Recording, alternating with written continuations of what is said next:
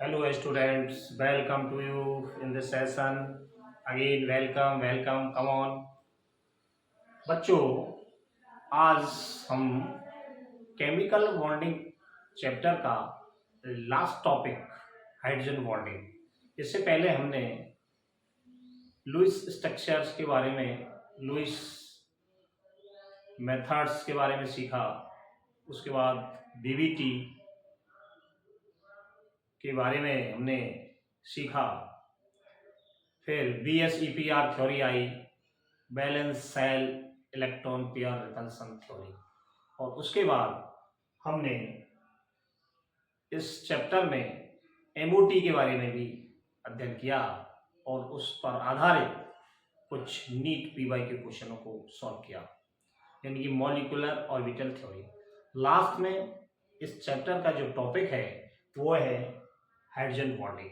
बच्चों, hydrogen bonding दो प्रकार की होती है, एक इंट्रा मॉलिक्यूलर हाइड्रोजन बॉन्डिंग, दूसरी इंटर मॉलिक्यूलर हाइड्रोजन बॉन्डिंग। यानी कि हाइड्रोजन बॉन्डिंग दो प्रकार से होती है, एक तो मॉलिक्यूल के अंदर एटम्स के बीच में होती है, दूसरी होती है हाइड्रोजन बॉन्डिंग एक अलग अलग मॉलिक्यूल्स जुड़े हों हाइड्रोजन बॉन्डिंग से। तो दो प्रकार के हाइड्रोजन बॉन्डिंग इस कंसेप्ट में हमें देखने को मिलती है। इसी पर आधारित आज क्वेश्चन है जो कि नीट PY के क्वेश्चन है, जो प्रीवियस में आए हुए क्वेश्चन जैसे कि नीट 2024, नीट 2016, 2001, 1992, 1990। तो आज हम शुरुआत करते हैं बहुत ही इम्पोर्टेंट क्वेश्चन कंसेप्टों पर आधारित, क्योंकि एक बार हम कंसेप्टों को समझ लेते हैं तो क्वेश्चन किसी भी प्रकार से बनकर आए तो हमारे क्वेश्चनों को सॉल्व करने में कोई कठिनाई नहीं आती है। तो बच्चों, करते हैं शुरुआत। पहला question, intra molecular hydrogen bonding is present in. Intra molecular, बच्चों इंट्रा मॉलिक्यूलर और एक होता है इंटर।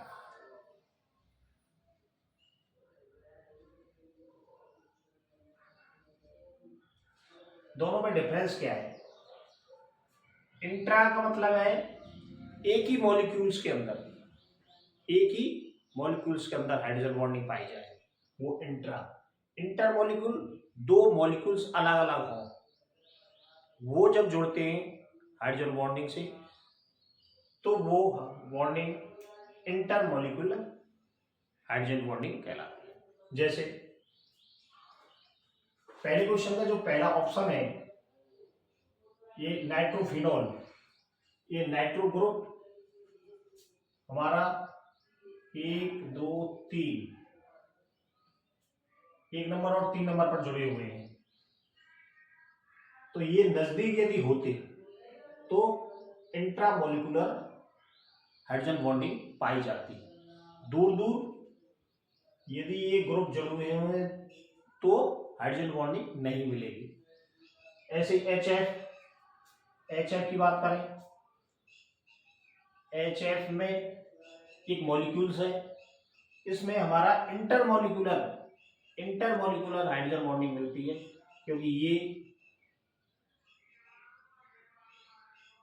H और F एक मॉलिक्यूल दूसरे मॉलिक्यूल के बीच में जो बॉन्डिंग है वो उसको कहेंगे इंटरमोलिकुलर। फिर ये फ्लोरीन अगले दूसरे जो मॉलिक्यूल है HF का उससे जुड़े। तो इस प्रकार से जो बॉन्डिंग है वो है इंटर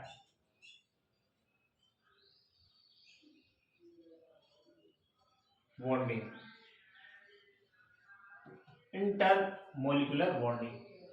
तो ये ऑप्शन इसमें भी नहीं है, इसमें भी नहीं है। इंट्रा होता है एक ही मॉलिक्यूल्स के अंदर, जैसे ये C ऑप्शन है, इसमें देखो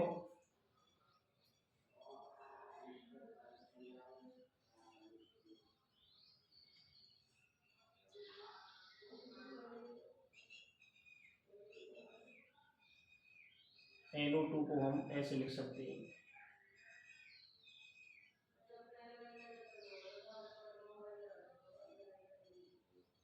तो O और H के बीच में यहां पर जो बन रही है वो बन रही है इंट्रा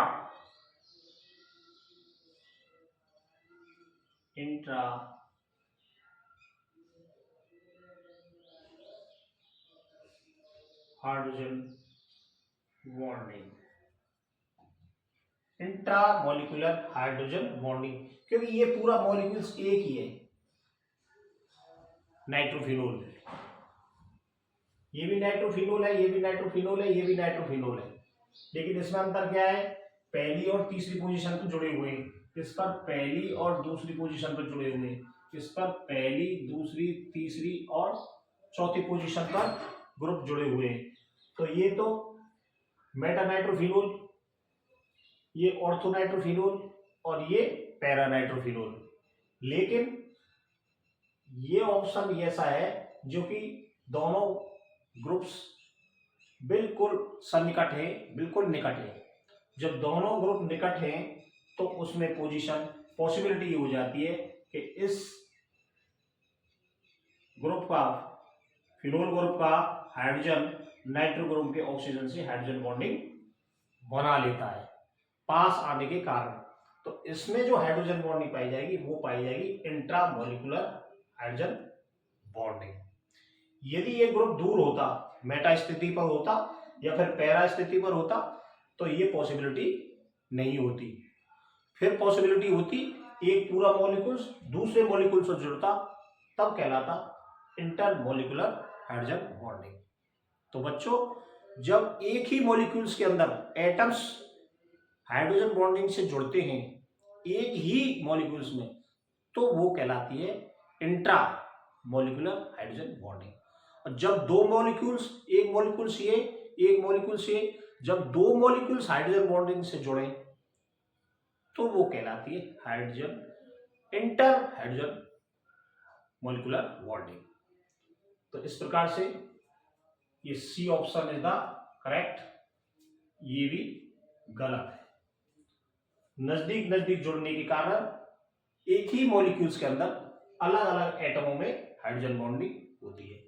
तो C option is the correct answer. Now we discuss next question.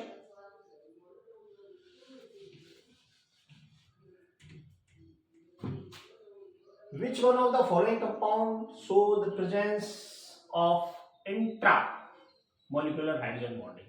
इसमें भी इसी की बात कर रहा है, इंट्रा की कर रहा है, यानी कि एक ही मॉलिक्यूल्स के अंदर, इंट्रा मतलब इंट्रामोलिकुलर मतलब एक ही मॉलिक्यूल्स के अंदर हाइड्रोजन बॉन्डिंग यदि मिल रही है, तो इसमें उसी की बात कर रहा है इंट्रामोलिकुलर। देखते हैं ये भी सेल्यूलोज, देखो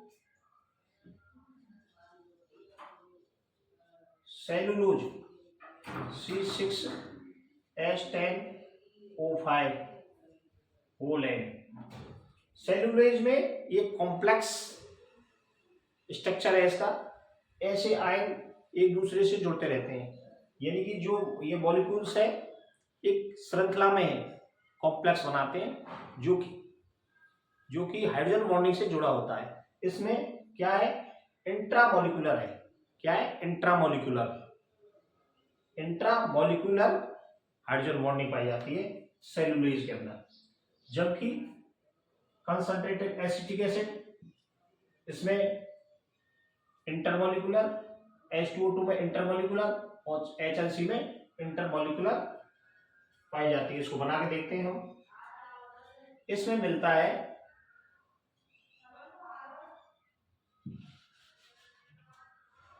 ये है इंट्रा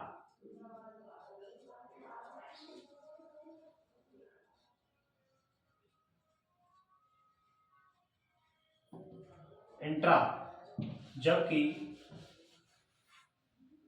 एसिटिक एसिड डाइमर बनाता है। एसिटिक एसिड का फॉर्मूला है हमारा CH3COOH डायमर कैसे बनाता है? CH3C O double bond O C CH3 O H। तो इसमें ये यहाँ हाइड्रोजन बॉन्डिंग बनेगी और यहाँ हाइड्रोजन बनेगी। तो ये डायमर बनाता है एसिटिक एसिड, यानी कि दो मॉलिक्यूल्स जोड़ते हैं, एक मॉलिक्यूल एसिटिक एसिड का ये और एक मॉलिक्यूल एसिटिक एसिड का ये। जब ये हाइड्रोजन बॉन्डिंग से जुड़ते हैं तो ये हो जाएगा इंटरमॉलिक्यूलर। क्या हो जाएगा? ये इंटर मॉलिक्यूलर हाइड्रोजन बॉन्डिंग। बच्चों मैं आपको ये बता दूं, हाइड्रोजन बॉन्डिंग जो सबसे अधिक मोस्ट इलेक्ट्रोनेगेटिव एलिमेंट्स हैं, जिनकी फ्लोरीन, ऑक्सीजन और नाइट्रोजन। चौथे स्थान पर क्लोरीन आती है, लेकिन हमारे मुख्य रूप से तीन ही एलिमेंट्स हैं, फ्लोरीन और ऑक्सीजन और नाइट्रोजन। जब FO और N यानी कि फोन आपस में हाइड्रोजन से जुड़ते हैं तब हमारी हाइड्रोजन बॉन्डिंग बनती है। अब यहाँ पे हाइड्रोजन ऑक्सीजन से जुड़ रही है तो हाइड्रोजन बॉन्डिंग बन रही है, यहाँ पे ऑक्सीजन हाइड्रोजन से जुड़ रही है तो हाइड्रोजन बॉन्डिंग बनती है। हाइड्रोजन बॉन्डिंग फ्लोरीन से बन सकती है, ऑक्सीजन से बन सकती है और नाइट्रोजन से बन सकती है, क्योंकि सब पूरे कंप्लीट पीरियोडिक टेबल में हाईएस्ट इलेक्ट्रोनेगेटिविटी हमारी फ्लोरीन की, सेकंड नंबर पर ऑक्सीजन की और थर्ड नंबर पर नाइट्रोजन की होती है। यदि चौथा नंबर है तो वो क्लोरीन है। सबसे ज्यादा इलेक्ट्रोनेगेटिव एलिमेंट्स ही हाइड्रोजन बॉन्डिंग बनाते हैं। तो जहां जहां फ्लोरीन और हाइड्रोजन नजदीक आते हैं तो हाइड्रोजन बॉन्डिंग बनने की पॉसिबिलिटी बढ़ती है। ऑक्सीजन या नाइट्रोजन भी आए तो हाइड्रोजन बॉन्डिंग बनने की पॉसिबिलिटी रहती है, हाइड्रोजन बॉन्डिंग बनती है। या तो मॉलिक्यूल्स में बने तो इंट्रा हाइड्रोजन बॉन्डिंग, और दो मॉलिक्यूल्स जुड़े जैसे कि एक मॉलिक्यूल दूसरे मॉलिक्यूल से बन रहा है, ये इंटर मॉलिक्यूलर हाइड्रोजन बॉन्डिंग। जबकि सेलुलोज के केस में इसके अंदर इंट्रा मॉलिक्यूलर हाइड्रोजन बॉन्डिंग पाई जाती है। ये बड़ा कॉम्प्लेक्स होता है C6H10O5 N। यदि हम सेकंड ऑप्शन में देखें H2O2 हाइड्रोजन पेरोक्साइड है, इसकी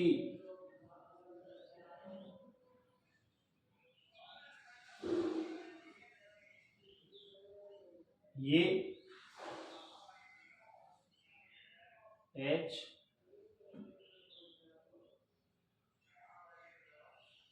दूसरी जगह बनाया है,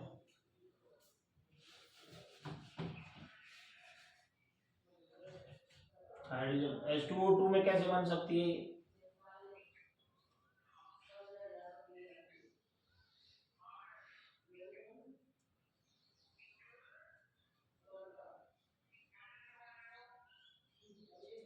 तो इस प्रकार से एक मॉलिक्यूल्स ये और एक मॉलिक्यूल्स ये H2O2 का, तब ये आपस में ऑक्सीजन और हाइड्रोजन मिलकर के ये हाइड्रोजन बॉन्डिंग हो जाती है दो मॉलिक्यूल्स के बीच में। तो दो मॉलिक्यूल्स जब जुड़ते हैं हाइड्रोजन बॉन्डिंग से तो उसको हम इंटर मॉलिक्यूलर हाइड्रोजन बॉन्डिंग कहते हैं।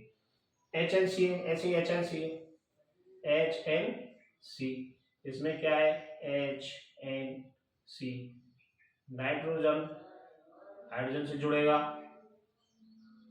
इसी प्रकार ये नाइट्रोजन फिर अगले हाइड्रोजन से जुड़ेगा। तो इस प्रकार से मॉलिक्यूल्स आपस में जुड़ जाते हैं हाइड्रोजन बॉन्डिंग से। तो अलग अलग मॉलिक्यूल्स, ये मॉलिक्यूल्स अलग है, ये मॉलिक्यूल्स अलग है, ये मॉलिक्यूल्स अलग है, तो अलग अलग मॉलिक्यूल्स जुड़ेंगे तो क्या कहलाएंगे? Inter molecular hydrogen bonding. क्या कहलाएंगे? Inter molecule hydrogen bonding. तो इस प्रकार से बच्चों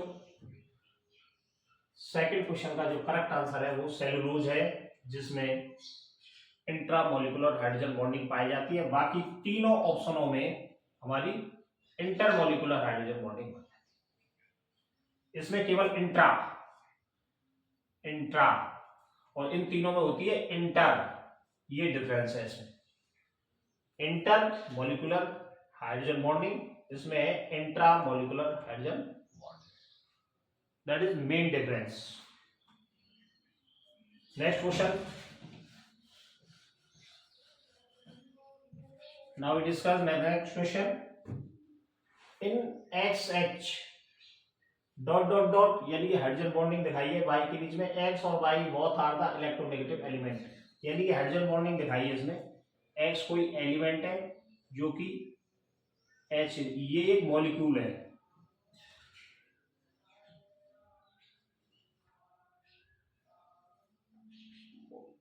मॉलिक्यूल, ये एक मॉलिक्यूल है एक्स एच। इससे एक दूसरा एलिमेंट जुड़ा हुआ है बाई, दूसरा एलिमेंट जुड़ा हुआ है बाई। तो ये बताना है कि कंडीशन क्या होगी। अब जब हाइड्रोजन, हमें पता है कि इसकी लिस्ट इलेक्ट्रोनेगेटिविटी होती है इसमें, ये दोनों इलेक्ट्रोनेगेटिव है, इसमें लिखा हुआ है X Y both are electronegative element.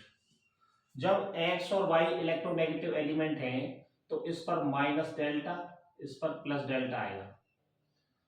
जब इस पर प्लस डेल्टा आएगा तो जो हाइड्रोजन बॉन्डिंग बनाएगा तो उसमें या तो F हो सकता है या O हो सकता है या N हो सकता है, जो कि मोर इलेक्ट्रोनेगेटिव एलिमेंट है। तो क्या कंडीशन बन सकती है, electron density on X will be increase and hydrogen will be decrease. ये बात सही है बिल्कुल। क्यों कि जब हाइड्रोजन बॉन्डिंग होती है दूसरे से तो जो अधिक इलेक्ट्रोनेगेटिव एलिमेंट है उस पर माइनस डेल्टा चार्ज आता है और H पर आएगा प्लस डेल्टा। तो यानी कि इसकी X will increase and hydrogen will decrease. तो ये इस पर इलेक्ट्रोनेगेटिविटी बढ़ती है और इस पर कम होती है। ये हमारा करेक्ट आंसर है। सेकंड में देखें the both electrons density will increase, यानी कि इन दोनों पर बढ़ती है, ऐसा नहीं है एक पर बढ़ेगी एक पर घटेगी। यहाँ पे इलेक्ट्रॉन डेंसिटी बढ़ती है, इस पर घटती है। बी ऑप्शन कह रहा है कि दोनों पे बढ़ती है, ये गलत बात है।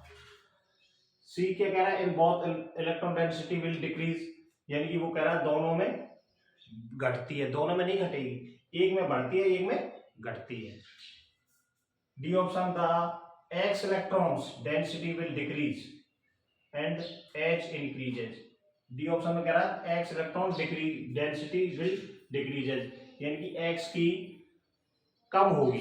कम क्यों होगी, सबसे ज्यादा इलेक्ट्रोनेगेटिव लिखा है इसमें X and Y both electronegative element. जब एक्स और वाई इलेक्ट्रोनेगेटिव एलिमेंट हैं तो एक्स और वाई पर डेल्टा माइनस चार्ज डेवलप होगा, पोलरिटी डेवलप होगी, यानी कि इस पर इलेक्ट्रॉन डेंसिटी बढ़ेगी। तो डी ऑप्शन भी यहाँ पर गलत हो जाता है। तो इस प्रकार से इसका जो करेक्ट आंसर है A option is the correct answer, यानी कि electron density of X will increase, यानी कि एक्स पर इलेक्ट्रॉन डेंसिटी बढ़ती है एंड एच विल डिक्रीज, और एच पर डिक्रीज होगी यानी कि कम होगी। Now we discuss the next question, fourth question.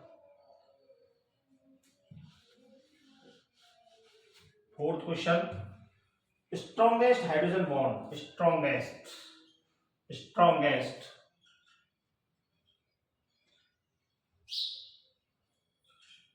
H bonding,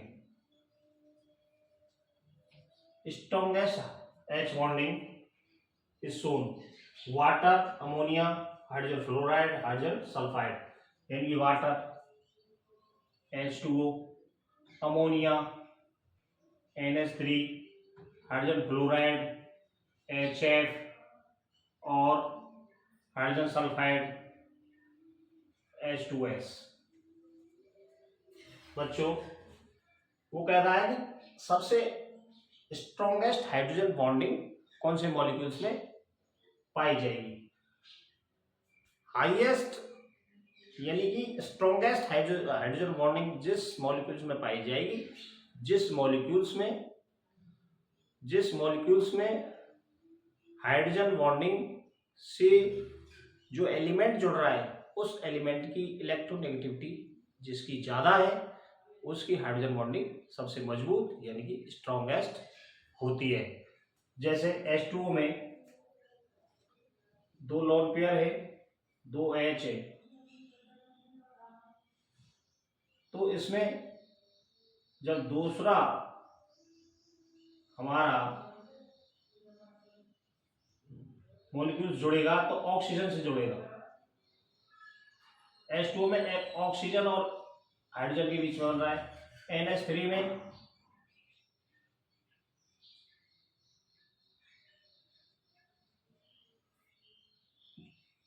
NH3 में जो हाइड्रोजन बॉन्डिंग बनेगी वो N के बीच में बनेगी।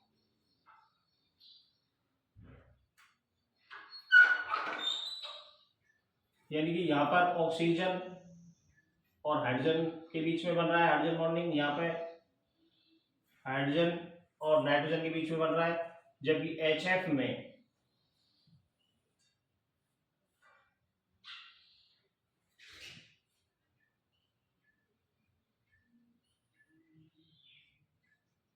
यहाँ पर जो हाइड्रोजन बॉन्डिंग है वो फ्लोरीन के बीच में बन रही है और इसमें सल्फर के बीच में बनेगी। तो इन सारे मॉलिक्यूल्स को यदि हम देखें तो जो हाइड्रोजन बॉन्डिंग बनी हुई है ऑक्सीजन के साथ, नाइट्रोजन के साथ, फ्लोरीन के साथ, इसमें सल्फर के साथ, तो इन चारों में से जो सबसे ज्यादा इलेक्ट्रोनेगेटिव एलिमेंट है वो है फ्लोरीन। तो यहाँ पर सबसे ज्यादा इलेक्ट्रोनेगेटिविटी प्लस डेल्टा, यानी कि इस कंडीशंस में फ्लोरीन पर इलेक्ट्रॉन डेंसिटी सबसे अधिक होगी और यहाँ पर इलेक्ट्रॉन डेंसिटी सबसे कम होगी। यानी कि पोलरिटी यानी कि ध्रुवता इस स्थिति में सबसे अधिक होगी, यानी कि बॉन्ड सबसे मजबूत होगा। इट मीन्स हमारा जो करेक्ट आंसर होगा वो हाइड्रोजन फ्लोराइड की केस में स्ट्रॉन्ग हाइड्रोजन बॉन्ड पाया जाएगा, hydrogen fluoride. C option is the correct answer, hydrogen fluoride. क्यों कि सबसे ज्यादा इलेक्ट्रोनेगेटिव एलिमेंट फ्लोरीन जब हाइड्रोजन से जुड़ेगा तो सबसे ज्यादा polarity minus delta density of electrons fluorine पर आएगा, जिसके कारण ये बॉन्ड मजबूत हो जाएगा। Now we discuss last question, which one shows maximum hydrogen bonding. Maximum hydrogen bonding किस कंडीशन में किस मॉलिक्यूल्स के साथ बनती है। देखो बच्चों इसमें मॉलिक्यूल्स हैं H2O,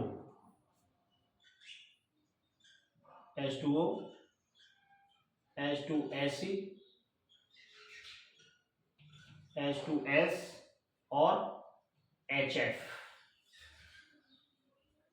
ये पानी का मॉलिक्यूल्स है, ये सेलेनियम हाइड्राइड, ये सल्फर और ये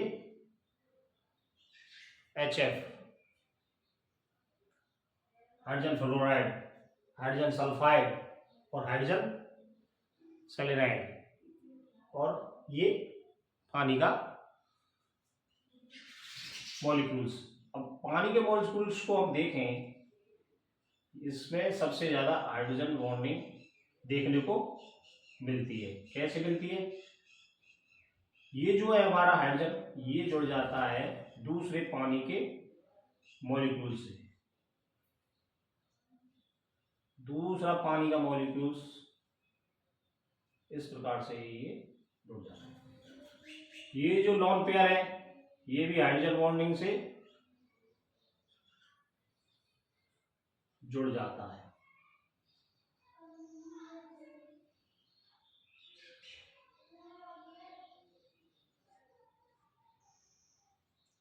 इस प्रकार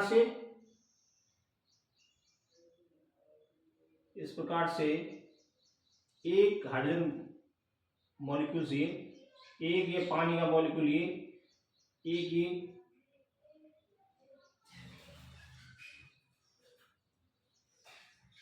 ये चार, एक H2O, एक H2O यानी वाटर का जो एक मॉलिक्यूल्स है उससे चार अन्य मॉलिक्यूल्स जुड़े हुए होते हैं। इसमें ये मैक्सिमम मॉलिक्यूल जुड़ते हैं पानी के केस में, बाकियों में नहीं जुड़ते। विच one shows maximum hydrogen bonding, maximum hydrogen bonding ये पानी के मॉलिक्यूल्स में, जो कि मैक्सिमम चार पानी के अन्य मॉलिक्यूल्स से एक मॉलिक्यूल जुड़ता है। तो इस प्रकार से, जबकि इन केस में ऐसा नहीं होता। इस प्रकार से इसका जो करेक्ट आंसर है वो हमारा H2।